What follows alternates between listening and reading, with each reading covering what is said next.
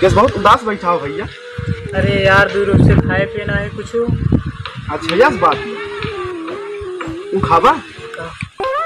अरे उ खाबा का उ